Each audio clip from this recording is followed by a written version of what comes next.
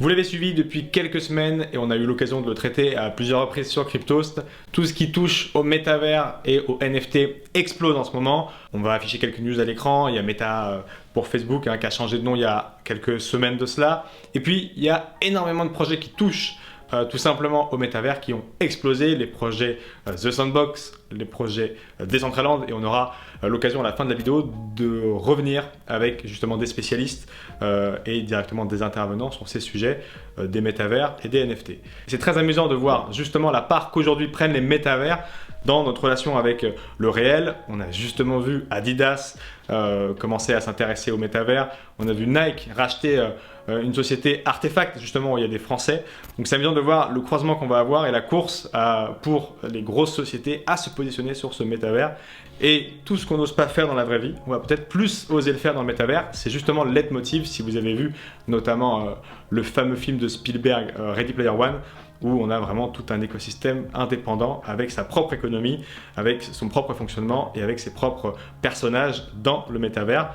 On est peut-être un peu loin de ça aujourd'hui, mais on est quand même bien dans le futur avec des objets qu'on est capable de s'acheter très cher dans le métavers pour pouvoir avoir le truc que le voisin n'a pas. Derrière moi, il y a un P-Boy, un Pascal Boyard, qui est un artiste qu'on connaît dans la vraie vie, qui a aussi des NFT, et bien peut-être que demain, j'inviterai plus facilement mes amis dans ma maison dans le métavers avec mon P-Boy sur le mur, et pour les plus chanceux d'entre vous, par exemple des Bored Ape ou autre chose. Alors, où est-ce qu'on en est aujourd'hui? On a quelques projets français notamment avec The Sandbox et Sébastien Borget qui cartonnent. On va pouvoir acheter des emplacements, des tokens, des emplacements dans The Sandbox, sur d'autres jeux comme Decentraland. On va pouvoir, sur certaines parties, avoir son casque de réalité virtuelle et se promener dans le monde et essayer de repérer des quartiers, des endroits où ça peut être intéressant d'acheter. On a vu là aussi une news que j'affiche à l'écran tout de suite de Cryptost, où il y a certaines parcelles qui s'échangent à plusieurs millions de dollars. Qu'est-ce que demain on pourra faire dans ce monde-là? À l'image par exemple de Second Life, pour ceux qui l'ont connu il y a quelques années, on va avoir, et c'est déjà un peu le cas justement avec Nike, Artefact et tous les objets de la vie réelle qui arrivent dans le métavers, justement avoir des entreprises physiques débarquer dans le métavers pour avoir une nouvelle manière d'échanger et d'obtenir des biens. On va potentiellement à terme pouvoir aussi, on le disait, avoir son petit NFT chez soi dans son land qu'on aura acheté, et quand on fera venir ses amis montrer ces différents NFT, mais potentiellement les prendre et aller dans une boutique virtuelle d'AAV par exemple, trouver Mark Zeller derrière le comptoir et lui dire regardez dans mon land à tel moment sur mon adresse, je vous prouve que c'est bien à moi, j'ai tel NFT qui vaut tant, j'aimerais le mettre en collatéral pour emprunter tant de stablecoin pour aller, je ne sais pas, investir dans un autre quartier de la ville si tant est que le NFT que vous avez a un minimum de valeur. Et ça, c'est toute la force du métavers justement, c'est combiner tous les outils qu'on a de la crypto-monnaie, tous les outils numériques qu'on a, on espère la décentralisation pour avoir un monde vraiment indépendant où il y a une réelle valeur intrinsèque dans le protocole, contrairement à Second Life où globalement ça se jouait un petit peu à l'extérieur et que la valeur ajoutée était surtout dans le décor qu'on avait. Le point de basculement pour l'économie des métavers, il a lieu quand Facebook annonce son changement de nom, le groupe Facebook renommé en Meta en référence à métavers, et quelques semaines après, toutes les news qui tombent autour justement des métavers. On a les projets connus aujourd'hui qui explosent, de Sandbox, Decentraland, on le disait tout à l'heure, et bien d'autres dont les tokens explosent, et les autres projets qui s'engouffrent dans cette news, dans cette brèche. Adidas Original qui vend 30 000 NFT into the métavers, Coinbase qui se lance dans le métavers également, qui mise aussi sur les identités décentralisées. Je vous mets en description un podcast qu'on a fait à ce sujet-là, parce qu'on va pouvoir imaginer, on peut imaginer avec le casque, avec son MetaMask ou autre, s'identifier sur certains services, les Zero Knowledge Proof, tout ça, des termes un peu complexes, mais prouver qu'on possède certaines choses sans forcément les démontrer, bref, une économie du web décentralisée. On en a fait un podcast et je vous invite vraiment à le checker parce que c'est très intéressant et ça fera partie des gros changements du web 3.0, du web justement décentralisé avec notamment les métavers où c'est plus son login et son mot de passe qui nous permet de se connecter, pas le valentin@gmail.com et mon mot de passe que je mets partout ou pas, mais justement son MetaMask et une petite signature et ça change tout. Je vous mets ça dans la description. Et puis on a Blackpool, le fonds d'investissement en partie français monté par Julien Bouteloup sur les NFT et les métavers qui cartonnent. Bref, ça a vraiment créé une impulsion énorme sur tout cet écosystème, incarné par le changement de nom de Facebook On va aller voir dans un second temps de cette vidéo maintenant sur l'ordinateur comment participer à cet écosystème, essayer quelques jeux issus du métavers et puis voir ce que ça donne dans le casque. Et ensuite, on discutera avec un expert des métavers pour comprendre tous les enjeux.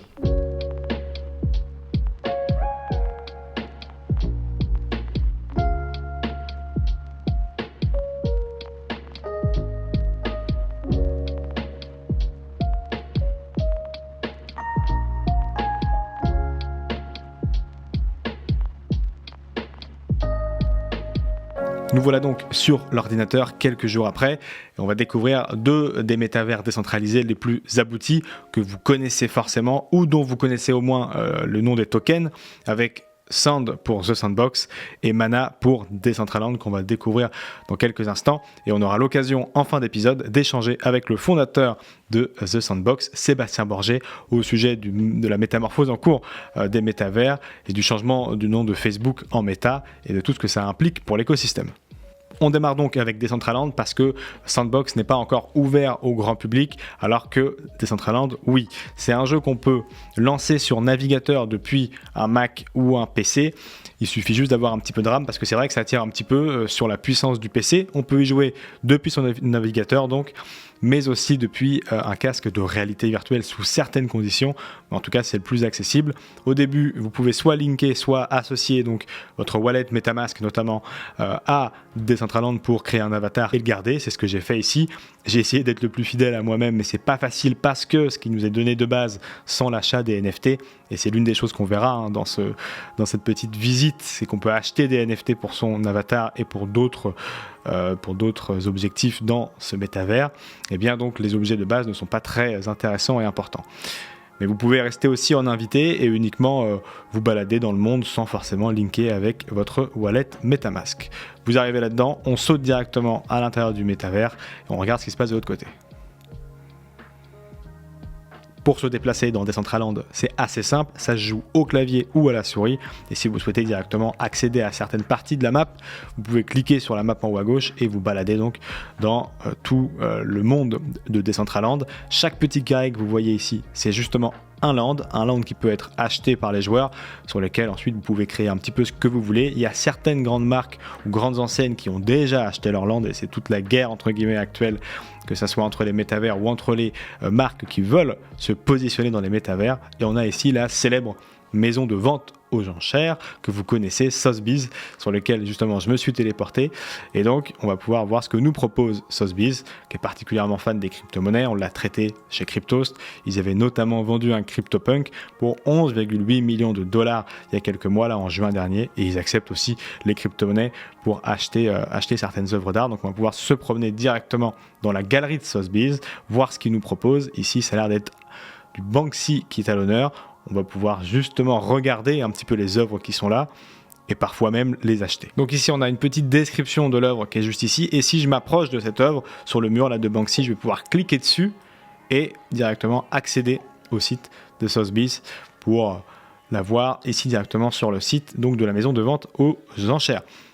Bon, vous comprenez du coup tous les enjeux actuels des marques de luxe ou tout simplement des marques comme Nike, Adidas, d'autres maisons de vente aux enchères ou des marques en général d'ailleurs qui veulent acheter leur land pour pouvoir vendre dans les métavers de demain leurs objets, que ça soit sous forme de NFT directement pour son emoji, pour être l'emoji le plus stylé ou pour acheter réellement des choses dans la vraie vie à travers les métavers, puisqu'on peut interagir avec les œuvres d'art. Bon, ici elles sont pas forcément en vente, mais sur d'autres endroits on va pouvoir aller voir des musées où on peut acheter les œuvres, où on peut payer son ticket d'entrée pour accéder au musée comme je vous disais, et puis ensuite acheter les œuvres en s'en approchant et en faisant des offres sur OpenSea par exemple. Donc il y a vraiment un enjeu assez important, et c'est pour ça qu'on voit, comme je le disais en introduction de vidéo, des grosses marques mettre un peu d'argent, beaucoup d'argent pour avoir leur petite parcelle de terrain qui, on le verra tout à l'heure, coûte assez cher dans les métavers décentralisés comme Decentraland justement. Nous voilà dans la marketplace de Decentraland, donc market.decentraland.org, je vous mettrai ça en description. À partir d'ici, vous allez pouvoir acheter des items, donc des NFT pour pimper un peu plus votre avatar, c'est ce que je vous disais au début, c'est ici que ça se passe, tout étant mana. Donc là, un mana c'est environ 3,22$. On verra tout à l'heure un petit peu l'explosion qu'a eu le token à la suite des annonces de Facebook. Donc tout s'achète en mana. Un mana pour ce t-shirt ici, 10 pour je sais même pas ce que c'est pour ce kimono, des télévisions, bref, il y a un paquet de choses. Vous pouvez rechercher comme vous le souhaitez, que ce soit par prix ou par item, pour perfectionner et pimper un petit peu votre monde. Pour ça, pour ce qui est du monde, justement, il faut acheter des lands. Ces lands se trouvent ici, donc sur la marketplace. Chaque petit carré bleu clair ici est en vente. Et donc, il faut savoir qu'il y a un nombre maximum de lands disponibles sur Decentraland. Et donc, vous allez pouvoir les acheter. Ici, par exemple, ce petit carré, c'est 120 000 mana. Ici, c'est 160 000. Ici, c'est presque 500 000. On parle d'un carré de 16 x 16 mètres. Donc, voilà, ça coûte un petit peu cher parfois du mètre carré dans Decentraland. Parfois, c'est des parcelles entières. Parfois, c'est des petits carrés. Ici, on a un petit carré à 200 000. Bref, on va regarder un petit peu de ce point de vue-là. Le moins cher possible, et le moins cher aujourd'hui, la parcelle la moins chère, c'est quand même 4000 mana, donc 4000 x 3,20 environ, c'est à peu près $15 000, juste le petit carré rouge que vous voyez ici, vide. Rapidement donc le cours du mana, si on le passe en 90 jours, on voit ici l'avant et après annonce de Facebook, que ça soit au niveau du volume et du prix du coup.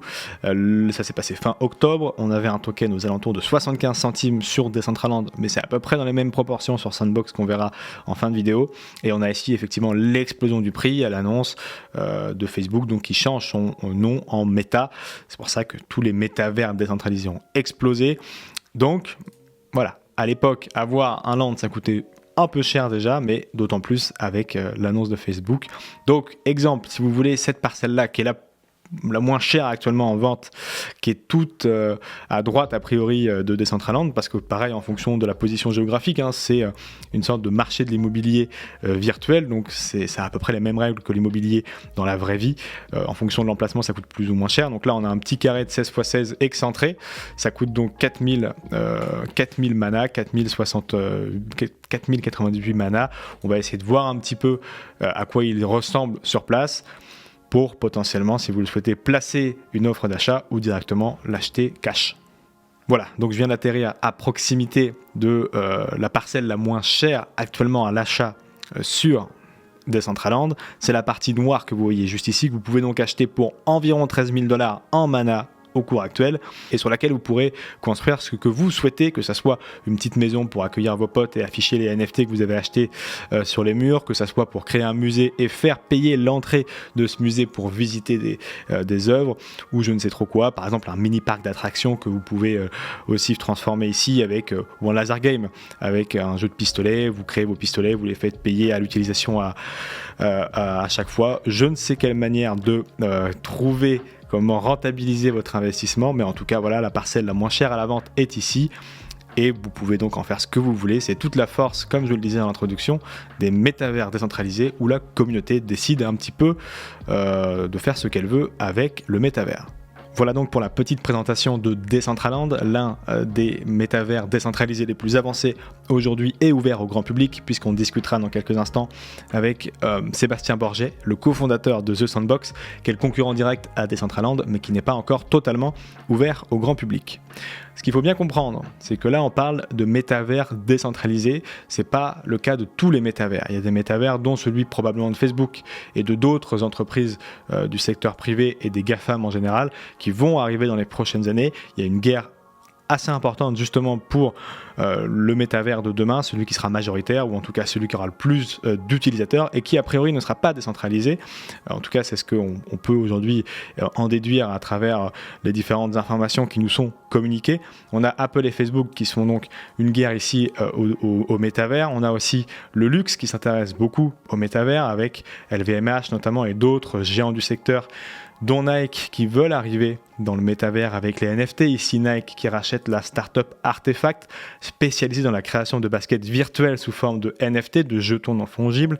Son rival Adidas, la marque américaine, investit dans le métavers pour séduire les consommateurs. Ça rejoint ce que je vous disais, que ça soit pour avoir des baskets dans le métavers ou pour proposer ses produits à la vente dans les métavers qu'on pourra ensuite recevoir chez soi. Ça, c'est donc pour les enjeux des métavers. Si on veut caricaturer un petit peu, dans les prochaines années, on risque d'avoir une grande bataille entre les métavers dits décentralisés aux mains des communautés et de l'autre côté, des métavers aux mains d'entreprises privées comme Facebook notamment.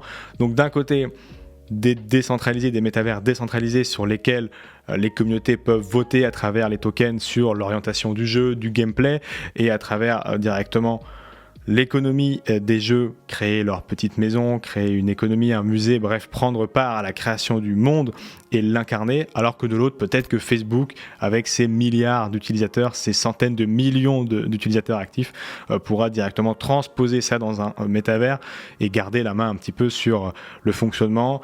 Et certains pourraient craindre que ça permette uniquement d'ajouter encore du ciblage avec les casques de VR, de la nouvelle manière de faire de la publicité. Bref, c'est ces deux grosses familles qui vont s'affronter a priori dans les prochains mois, les prochaines années ou les prochaines décennies. À l'intérieur de ces deux grandes familles, il y aura d'autres batailles qui se joueront justement pour être le métavers qui aura ce que celui d'en face n'a pas. Je sais pas, celui qui a le meilleur concert, celui qui a les baskets que le métavers d'en face n'a pas, celui qui a le meilleur parc d'attractions, celui qui in fine a le plus d'activités et donc le plus d'utilisateurs et donc forcément la plus grosse économie virtuelle. C'est des batailles qui se jouent aujourd'hui pour tout ce qui est des partenariats et des levées de fonds et ça se voit déjà sur les métavers décentralisés. Il y a une partie de ces métavers et qui sont donc aux mains de la communauté. Donc c'est aussi les communautés à travers les tokens qui votent en partie pour ce qu'ils veulent voir arriver dans le métavers. Et demain, ça sera aussi le cas pour les métavers centralisés qui devront se faire la guerre d'une autre manière. À ce sujet-là, justement, échangeons avec Sébastien Borget. Sébastien, merci de nous rejoindre sur cette vidéo. La première question qui concerne The Sandbox, et on parlera des partenariats ensuite, c'est que The Sandbox n'a pas toujours été un métavers. Ça fait plus de 10 ans que le jeu existe, ça a été un jeu mobile à la base. Pourquoi vous avez décidé de basculer du côté des métavers? Sandbox, c'est un jeu à l'origine qui a été lancé sur mobile, iOS et Android en 2012, qui a connu un grand succès, qui a remis en téléchargement et on a lancé en 2016 une suite. Puis, vers la fin de 2017, en fait, on recherchait un moyen de pouvoir rewarder les créateurs et les joueurs qui contribuaient au contenu via l'UGC. On est tombé sur les NFT et avec les premiers NFT CryptoPunk, CryptoKitties, et c'est à partir de ce moment-là que nous est venue l'idée de combiner en fait les NFT et l'user generated content et de travailler sur une nouvelle version de Sandbox, cette fois-ci 3D, multijoueur, multiplateforme et qui utilisait les NFT dès le départ pour permettre aux créateurs de monétiser les expériences, les contenus qu'ils créent. Et qu'est-ce qu'on peut faire dans The Sandbox aujourd'hui?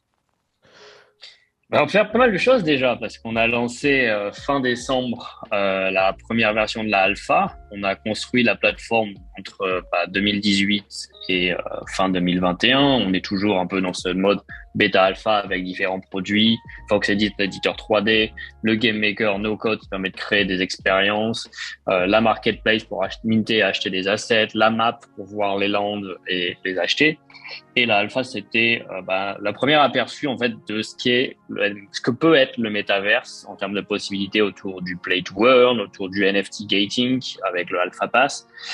Et ça a démontré des expériences de jeux solo, des expériences sociales multijoueurs, des activités de danse, un petit peu de art gallery, exposition d'NFT et un peu de tout pour donner cet aperçu de ce que peut être de Sandbox d'ici les prochains mois et années, et même parce qu'on va s'ouvrir à l'UGC de manière totalement immersive. Comment tu définirais le métavers? Qu'est-ce que c'est pour toi? Pour nous, le métaverse, ça va être un peu cet univers parallèle dans lequel tu vois, toi en tant qu'utilisateur, tu vas pouvoir, par le biais d'un avatar, ton identité, ta représentation 3D, participer à des milliers d'expériences plus sociales, plus riches, plus immersives. Ces expériences vont être pas forcément que des galeries d'art, du musée ou de la VR, mais ça peut être des expériences sociales, de chat, de jeux, de danse, des concerts virtuels, de l'exploration, de l'éducation, de la découverte, etc. en fait, et tout ça de manière très riche culturellement, avec des utilisateurs qui peuvent provenir de peu partout dans le monde, avec des IP, des licences qu'on va retrouver, notamment celles qui sont présentes dans Sandbox, qui peuvent venir d'Europe, d'Amérique, d'Asie, etc. Et qui va nous permettre d'interagir de nouvelles manières grâce à cela. Et ce métaverse, en fait, on ne l'envisage pas autrement que décentralisé, dans lequel les utilisateurs vont être les propres détenteurs de leur identité sous la forme de cet avatar, leurs propres détenteurs de leurs assets numériques. On appelle ça les NFT, du coup, les éléments de jeu, les lands sur lesquels ils vont pouvoir publier et monétiser leur expérience, et même leur token, qui peut être à la fois la cryptocurrency, mais aussi l'outil pour participer à la gouvernance de ce monde, sur lequel, du coup, ils vont pouvoir avoir un moyen de définir le futur du monde sur lequel ils contribuent à créer de la valeur en étant artistes, architectes ou tout simplement joueurs. On l'a vu un petit peu tout à l'heure en jouant aux différents métavers et sur les vidéos présentant de Sandbox. Ce qui fait la force des métavers, c'est donc l'économie virtuelle. Comment on crée une économie virtuelle dans un métavers ? En fait, il y a deux choses. Un, il y a la technologie qui rend ça possible. La technologie, c'est la blockchain. La blockchain permet de stocker de manière décentralisée, transparente et sûre, en apportant une confiance que la donnée dans une blockchain ne peut pas être modifiée. C'est apporter une notion d'immutabilité, de scarcity, de rareté numérique, sur laquelle, en fait, on va pouvoir reposer un système de confiance où les utilisateurs vont pouvoir se dire « Je peux désormais faire confiance à ce système, à cette technologie, pour valoriser la rareté des contenus numériques et valoriser ces contenus numériques qui ne peuvent plus être copiés, qui ne peuvent plus être produits à l'infini, et ainsi de suite. » Deux, du fait qu'il y ait un grand nombre désormais, on ne parle pas d'un petit groupe de quelques centaines, voire milliers de personnes, mais des millions, bientôt des dizaines, voire des centaines de millions d'utilisateurs qui peuvent faire confiance, on peut désormais élargir ça à une économie numérique. C'est comme dans un pays, un certain nombre d'utilisateurs font confiance à un État, à un système financier mis en place qui peut être plus ou moins stable, suivant par quoi il est backé. Mais tout repose sur une confiance. Cette confiance, pour moi, quand elle est basée sur la technologie, elle est plus fiable qu'elle est basée sur d'autres arguments.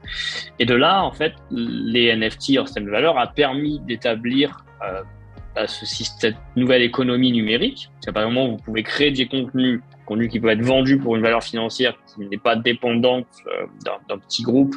Vous allez pouvoir vendre des services, développer une activité de service autour, et pourquoi pas donc devenir un architecte du métaverse, vendre le temps à créer ces contenus, des assets, des meubles numériques, des maisons, un land, une expérience entière, etc. Et le changement de nom de Facebook, là, il y a quelques semaines en méta, est-ce que ça a bouleversé l'industrie, ou au final, est-ce que ça l'a pas plus impacté que ça ?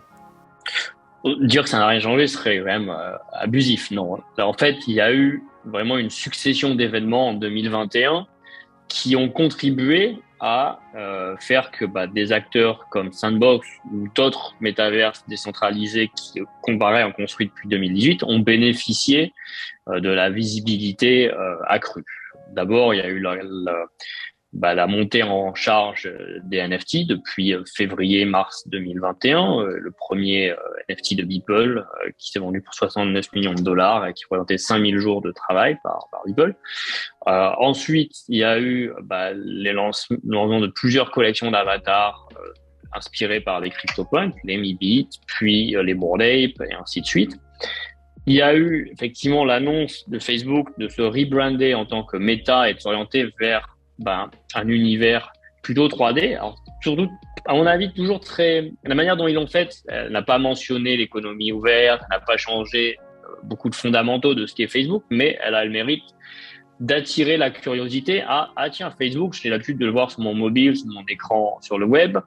Qu'est-ce que c'est Facebook en 3D? Quelles interactions? Malheureusement, c'était pas très original. C'était je joue ou je travaille et pas grand chose d'autre entre. Pas beaucoup de nouveautés ou de richesses culturelles et surtout très transactionnel encore. Donc, un avant-goût on va encore me faire de la publicité, me traquer en ligne, etc. Mais c'est un autre débat.